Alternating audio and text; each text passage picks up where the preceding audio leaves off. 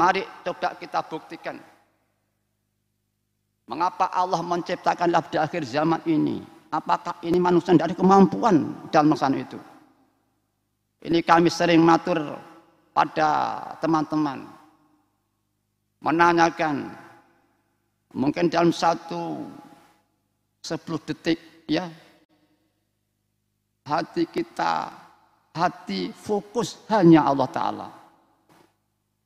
Hati kita fokus hanya Allah Ta'ala, hanya untuk Allah Ta'ala lain tidak.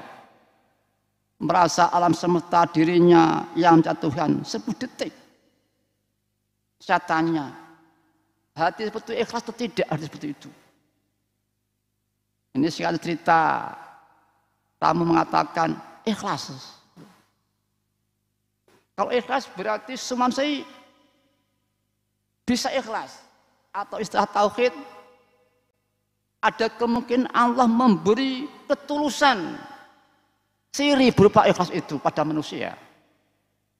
Bila dia mau persiapan usaha 10 detik, orang mengatakan kan hanya 10 detik, padahal tidak. 10 detik siri Allah, sebagaimana sabda Allah dalam hadits qudsinya. Ikhlas itu siri setengah daripada siriku Allah, yang kusimpan di hati hambaku yang kucintai. 10 detik siri itu tidak bisa dikatakan kecil pada tidak.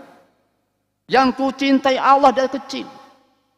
Walaupun dia ke pasar, ke kampus, ke ladang, ke masjid, ke aktif, hatinya fokus Allah untuk Allah saling tidak. Semua mampu pada tidak. Nah disitulah kita ini semua ada kesempatan.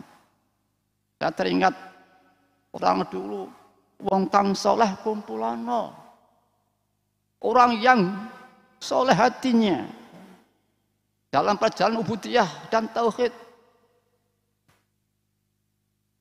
itu hakikatnya dia itu disertai siri Allah dalam jiwanya.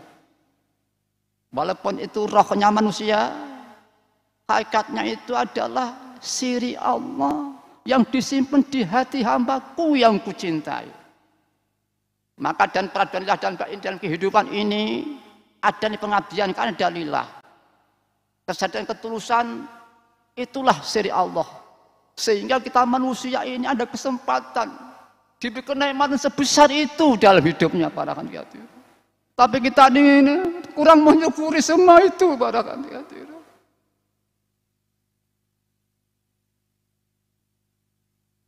Namun alhamdulillah di akhir zaman ini Allah menemukan kita para hadirin. Allah menuntut pada kita yaitu dengan ajaran dari Allah lewat mu'alifah kita lillah semata Allah.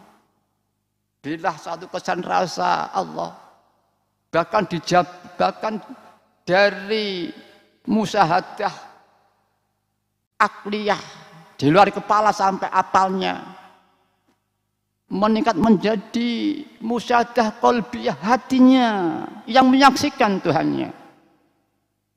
Tidak begitu saja meningkat setinggi itu, nilainya pengabdian lillah para hadirin.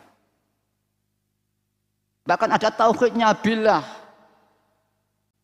Bahkan tidak hanya musyahadah dalam akliyah saja, lir rasul ini wa asyhadu anna Muhammad Rasulullah SAW ini, tapi menjadi penyaksian hati merasa. Bahkan sekaligus ada nilai itba' makmum Rasulullah dalam perjalanan lillah billah itu para hadirin.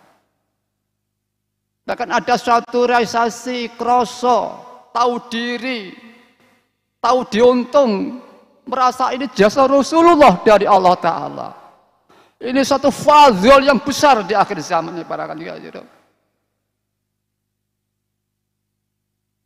Secara teori Nabi bersabda yang diceritakan oleh mu'alifah kita, Islam pertama bilang di tengah sulit, nanti di akhir zaman hilang bilang gemelang lagi. Ini tidak mungkin terjadi secara akal. Tapi kalau dalam Tauhid Allah kun fayakun. Akal secara teori dalam pertama gilang gemilang Islam itu kita surut. Nyun Sewu padahal tidak lepas ghaus mujaddid, tapi surut para hadirin hadirat. Padahal karakter rusak manusia pada waktu tengah itu tidak separah di akhir zaman ini. Rusaknya karakter manusia, buruknya tidak seperti akhir zaman ini. Jumlahnya manusianya juga demikian, semakin sulit untuk diperbaikinya para hadirin. Ini dalam mistis mu'allif telah bercerita, wallahu alam. Ini yang tinggi asal alamat, maksudnya para al-ghaus bermusyawarah membahas kelangsungan alam atau dunia. Ghaus-ghaus itu sudah tidak ada yang sanggup para hadirin. Karena parahnya umat manusia di akhir zaman ini para hadirin. Kalau itu terjadi berarti ghaus-ghaus mulai awal ila yaumil qiyamah, karena orang sudah dicipta turut dalam satu pertemuan itu, tapi juga sudah ada yang sanggup pada waktu itu karena parahnya manusia di akhir zaman ini para hadirin.